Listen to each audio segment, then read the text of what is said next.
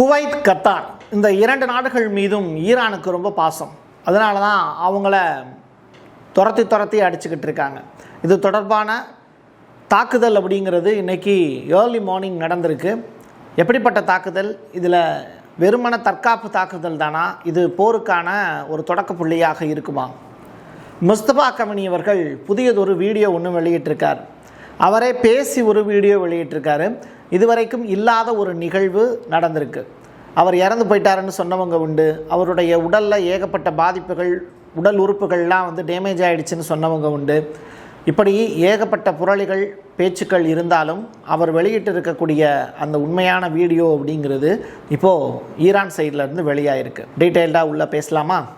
வாங்க பார்க்கலாம் உறவுகளே. இது பிரசாத் சிக்னேச்சர். உங்களுடைய தொழில் சம்பந்தமான விளம்பரங்களை நமது சேனலில் ஒளிபரப்ப உங்களுக்கான அருமையான வாய்ப்பு. கத்தாரில் இருக்கக்கூடிய அமெரிக்கா கட்டளை மையம் ஈரானிய ஏவுகணைகளால் முற்றிலுமாக தகர்க்கப்பட்டு விட்டது அப்படிங்கிறது செய்தி. கிட்டத்தட்ட ஒரு 20 ஆண்டுகளுக்கு மேலாக மத்திய கிழக்கில் அமெரிக்காவினுடைய வான்வழி நடவடிக்கைகளை நிர்வகித்து வந்திருக்கக்கூடிய ஒரு தளத்தின் மீது ஈரான் அட்டாக் நடத்தியிருக்காங்க. அதுதான் இதில் இருக்கக்கூடிய ஒரு புதிய செய்தி. 20 வருஷமாக ஒரு மிடில் ஈஸ்ட் ஏரியாவில் தன்னுடைய சொந்த நாடு மாதிரி பயன்படுத்திக்கிட்டு இருந்தது அமெரிக்கா. அதையே இப்போ ஈரான் அடித்து உடைச்சிருக்காங்கன்னா ஈரான் பெரிய சம்பவமாக தான் பண்ணியிருக்கணும். பட் செய்திகள் எப்படி வருது, எப்படி கிடச்சிக்கிட்டு இருக்கு அப்படிங்கிறதையும் நான் வரிசையாக சொல்கிறேன். பல ஈரானிய ஏவுகணைகள் தாக்கியதில் கடுமையாக சேதமடைந்ததாகவும் ஒரு பக்கம் செய்தி. ஐரோப்பிய ஊடகங்கள் எப்படி செய்தியை கொடுக்குறாங்க அப்படின்னா, ஈரான் நடத்திய தாக்குதலில் எந்த விதமான சேதாரமுமே அமெரிக்காவினுடைய தளங்களுக்கு ஏற்படவில்லை அப்படின்னு இருவேறு செய்திகள் இந்த இடத்துல கிடைக்கிது. அதை நான் அப்படியே உங்கள்கிட்ட சொல்லிடுறேன். குவைத் அரசு வெளியிட்டு இருக்கக்கூடிய ஒரு அறிவிப்பு. நேற்று இரவு தூங்க போன நம்முடைய நண்பர்கள் நிறையா, இப்போது குவைத்திலலாம் பார்த்திங்கன்னா நிறையா நண்பர்கள் இருக்காங்க. அதில் சிம்புவினுடைய ரசிகர்கள்லாம் ஏகப்பட்ட பேர் இருக்காங்க, ரைட்டா? அப்படிப்பட்டவங்கள்லாம் தனியாக சங்கம்லாம் வச்சு அதை வச்சு செயல்படுத்திக்கிட்டு இருக்காங்க.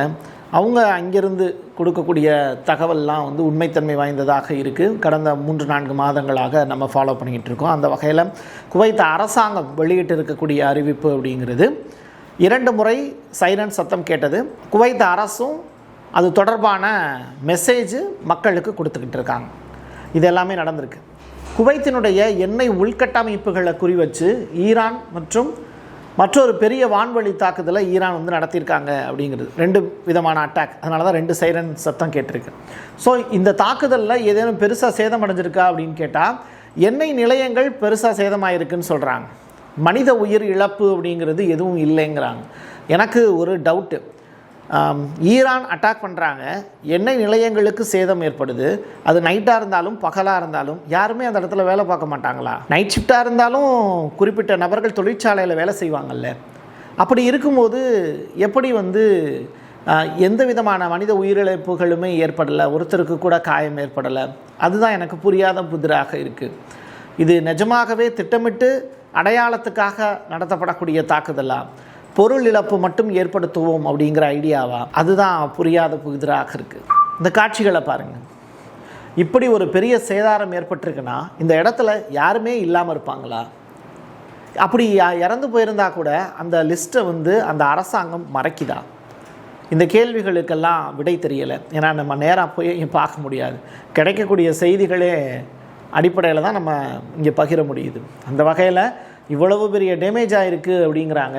பட் உயிரிழப்பு ஏதும் இல்லை அப்படின்னு சொல்கிறத நம்ப முடியல. ஹமாஸ் ஒரு நீண்ட நெடிய கடிதம் ஒன்று எழுதியிருக்காங்க. அதில் அவங்க சொல்லியிருக்கக்கூடிய விஷயம், போர் நிறுத்த ஒப்பந்தம் அப்படிங்கிறது இஸ்ரேலுக்கும் ஹமாஸுக்கும் இடையில் போடப்பட்டது, அதாவது காசாவுக்கும் இடையில் போடப்பட்டது. பட் இஸ்ரேல் தொடர்ச்சியாக காசாவின் மீது அத்துமீறி தாக்குதலை நடத்திக்கிட்டே இருக்காங்க. இதன் காரணமாக ஹமாஸ் ஆயுதங்களை கீழே போட முடியாது அப்படிங்கிற ஸ்டேட்மெண்ட்டை நாங்கள் எடுத்திருக்கோம். அதாவது புதியதொரு பாலஸ்தீன காவல்துறை அமையும் வரை நாங்கள் ஆயுதங்களை கீழே போட மாட்டோம் அப்படிங்கிற ஸ்டேட்மெண்ட்டை சொல்லியிருக்காங்க. ஸோ ஆயுத கையிருப்புங்கிறது அப்படியே தான் இருக்கும். பேச்சுவார்த்தை மறுபடியும் தொடங்குவதற்கான வாய்ப்புகள் இருந்ததுன்னா அதுலேயும் ஹமாஸ் தரப்பிலிருந்து பங்கெடுப்போம் அப்படிங்கிற அந்த ஸ்டேட்மெண்ட்டையும் சொல்லியிருக்காங்க. மறுபடியும் இப்போது காசாவை பற்றிய பேச்சுக்கள் பேசுபொருளாக மாறியிருக்கு. அதாவது ஈரானுடைய ரேடார் தளங்கள் மீதான தாக்குதலோட காணொளி இருக்குல்ல, அதில் ஈரானுடைய பதிலடி நடவடிக்கை குறித்த விவரங்களும் இடம்பெற்றிருக்கு. இப்போது ஈரான் திருப்பி தாக்குதல் நடத்தியிருக்காங்க. அதில் 6 ஏவுகணைகள் இடைமறித்து அளிக்கப்பட்டது அப்படிங்கிற செய்தி. 7வது ஏவுகணை அதனுடைய இலக்கை கூட எட்டவில்லை அப்படிங்கிறது அமெரிக்கா தரப்பில் இருந்து சொல்லப்பட்டிருக்கக்கூடிய விஷயம்.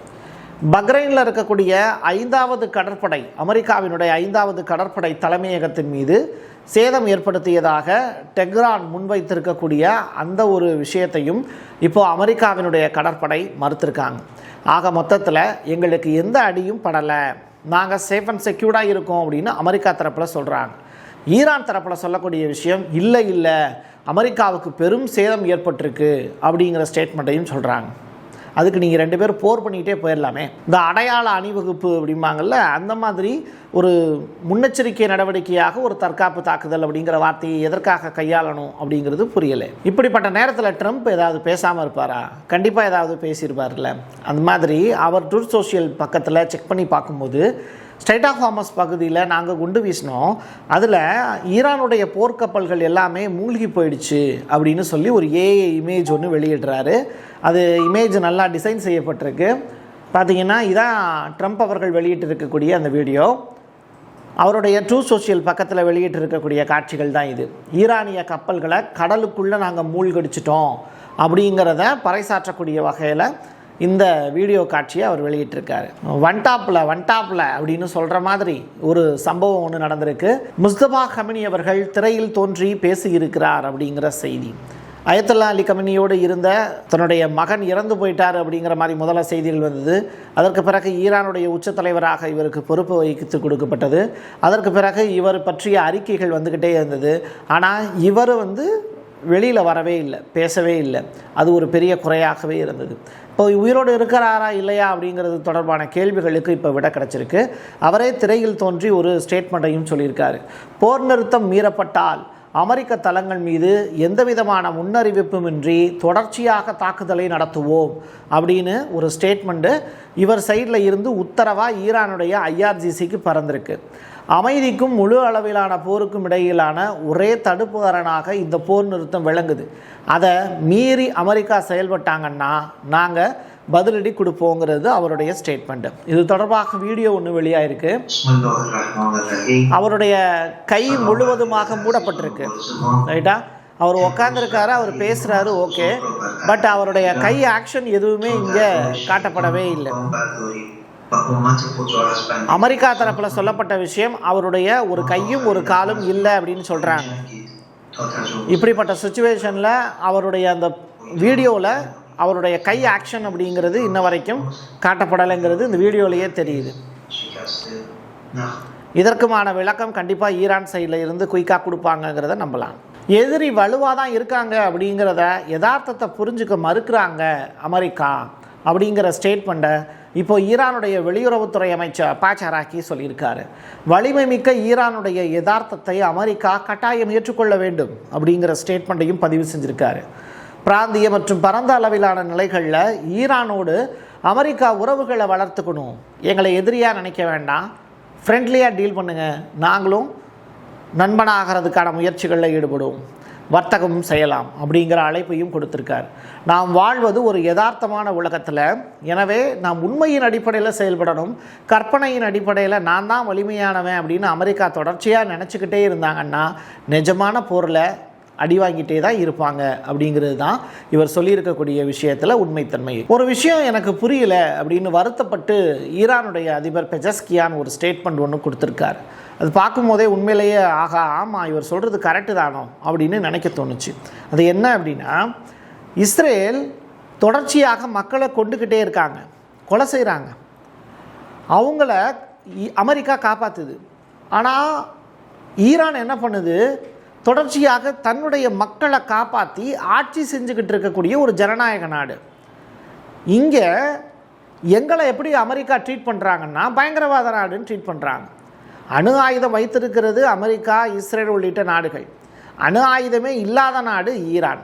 ஆனால் நாங்கள் எந்திரிச்சிடக்கூடாது அப்படிங்கிறதுல அமெரிக்கா இவ்வளவு வலிமையாக எங்கள் மீது போரிடுவது எந்த வகையில் நியாயம் அப்படிங்கிற கேள்வி. ரெண்டாவது, நாங்கள் யாரை கொலை பண்ணோம்? கொலை செய்கிறது இஸ்ரேல். ஆனால் அமெரிக்கா இஸ்ரேலுக்குள்ள சப்போர்ட் பண்ணுது அப்படிங்கிறத வேதனையாக பதிவு செஞ்சுருக்காரு. இது எல்லாருக்கும் தெரிந்த உண்மை தான். அவன் காசு வச்சுருக்கான், அதிகாரம் வச்சுருக்கான், அவன் சொல்கிறது தான் உண்மையாக இருக்கும் அப்படின்னு தான் நினப்பாங்க. அந்த வகையில் ஈரானுடைய அதிபர் பெஜஸ்கியான் அவர்கள் ரிசைன் லெட்டரும் எழுதி கொடுத்துட்டாரு. இருந்தாலும் கொஞ்ச நாள் பதவியில் நீட்டியுங்கள் அப்படின்னு ஈரானுடைய உச்சத்தலைவர் கமெனி அவர்களுடைய ரெக்வஸ்டின் அடிப்படையில் தான் அவர் அந்த போஸ்டிங்கில் தொடர்ந்துகிட்டு இருக்கார். புட்டின் அவர்கள் ஒரு இம்பார்ட்டண்டான ஒரு மீட்டிங்கு, அதில் அவர் பேசியிருக்கக்கூடிய காட்சிகள். நீங்கள் ஈரானை பற்றி குறிப்பிட்டீர்கள். யார் கேள்வி கேட்குறாங்களோ அவங்கக்கிட்ட பதில் சொல்கிறார். அவங்களுக்கு நம்ம உரிய அங்கீகாரம் கொடுத்துருக்கோம் அப்படின்னு சொல்கிறார் ரஷ்யா சைடில் இருந்து. மேற்கத்திய நாடுகளில் சில பேர் அந்த நாடுக்கு உள்ளே இருந்தே செதஞ்சிடும் அப்படின்னு நினைக்கிறாங்க. ஆனால் அது நடக்கலை. உள்நாட்டு போரை ஏற்படுத்தணும்னு ட்ரை பண்ணாங்க ஈரானில், அதுவும் நடக்கலை. ஈரானிய சமூகம் மறுபடியும் மக்கள் ஒரு பெரிய பாண்டை உருவாக்கிக்கிட்டே இருக்காங்க. மனித சங்கிலியாக ஒருத்தருக்கு ஒருத்தர் கைகோர்த்து அன்பை பரிமாறிக்கிட்டு இருக்காங்க. அந்த மக்களுடைய ஒற்றுமையை உடைக்கிறதுங்கிறது முடியாதுங்கிறத இன்றைக்கி உலகம் பார்த்துடுச்சு அப்படின்னு சொல்கிறாரு. மிடில் ஈஸ்ட்டை பற்றியே பேசிக்கிட்டு இருக்காரு. நம்ம இந்தியாவை பற்றி ஏதாவது பேசியிருக்காரா புட்டின் அப்படின்னு கேட்டால், இந்த நிகழ்ச்சியில் அவர் பேசியிருக்கக்கூடிய விஷயம் இந்திய மக்களை பற்றியும் இந்திய இளைஞர்களை பற்றியும் புகழ்ந்திருக்கார்.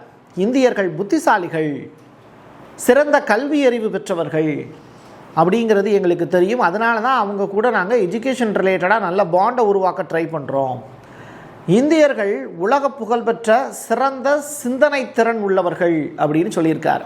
நல்ல வேளை தமிழ்நாட்டில் இப்போ ஓட்டு போட்டாங்கல்ல, அந்த விஷயம் அவருக்கு தெரியாது. இல்லாட்டி தமிழர்கள் முட்டாள்கள் அப்படின்னு சொல்லியிருப்பார் போல். எது எப்படியோ நடந்திருக்கக்கூடிய இம்பார்ட்டண்டான நிகழ்வுகள் எல்லாத்தையுமே உங்கள்கிட்ட சொல்லிட்டேன். என் கையெழுத்து என் மக்களுக்கானது உறவுகளே. மீண்டும் ஒரு பதிவில் சந்திக்கலாம். நன்றி, வணக்கம். உங்களுடைய தொழில் சம்பந்தமான விளம்பரங்களை நமது சேனலில் ஒளிபரப்ப உங்களுக்கான அருமையான வாய்ப்பு. Prasad signature media broadcasting private limited. நீங்க நியூஸ் ரீடரா மாறணுமா, கண்டென்ட் கிரியேட்டரா உருவாகணுமா, சேட்டலைட் சேனல்ல ரிப்போர்ட்டரா வேலை பார்க்கணுமா, டாக்குமெண்ட்ரி மேக்கிங்ல இருந்து ஜேர்னலிசம் பற்றிய முழுமையான பயிற்சி பெற உங்களுக்கான அருமையான வாய்ப்பு. எங்களை தேடி வாங்க. ஆன்லைன் மற்றும் நேரடி பயிற்சி வகுப்புகளும் சர்டிபிகேட் கோர்ஸாவை கத்துத்தரும். மீடியா துறையில் 10 ஆண்டுகளுக்கு மேல அனுபவம் உள்ளவர்கள் பயிற்சி கொடுப்பார்கள். வாய்ஸ் ஓவர் தொடங்கி வாய்ஸ்லெஸ் பீப்புளுக்காக உங்களை சிறந்த ஜேர்னலிஸ்டா உருவாக்க வேண்டியது எங்களோட பொறுப்பு. ஸ்கூல்ஸ் அண்ட் காலேஜஸ்ல ஜூனியர் ஜேர்னலிஸ்ட்ங்கிற பேர்ல ஒர்க் ஷாப்பும் கண்டக்ட் பண்ணி கொடுக்கிறோம். மோட்டிவேஷனல் ஸ்பீக்கரா கடந்த 15 ஆண்டுகளா கல்வி நிறுவனங்களுக்கு நிகழ்ச்சிகளும் நடத்தி தரோம். தொடர்புக்கு 9944790333 94493594 prasad signature@gmail.com.